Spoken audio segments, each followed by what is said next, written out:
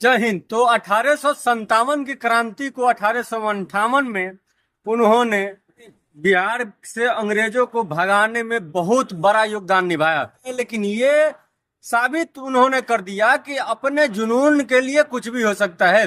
तो इस 1858 का क्रांति जो रहा वो आज ही के दिन यानी 23 अप्रैल को फिर कुंवर सिंह आजादी उत्सव मनाया जाता है। और इस उत्सव को मनाने के पीछे सबसे बड़ा एक ही राज है कि उन्होंने अपने उस 80 साल की उम्र में जो जज्बा जुनून दिखाया वो कहीं ना कहीं बहुत बड़ा था। अब सबको ये सीखने को मिलता है कि किस तरह से कोई यदि आपको दबाता है या दबाने की कोशिश करता है तो उसके लिए उम्र कोई मायने नहीं रखता है। हम कभी भी और किसी को भी हरा सकते हैं जब हमारे आसपास में साथ देने वाले और खुद में उतना हिम्मत हो। तो अपना राय कमेंट बॉक्स में लिखिएगा कि उस महान व्यक्ति के बारे में आपका क्या विचार है। फिर मिलेंगे, तब तक के लिए जय हिंद।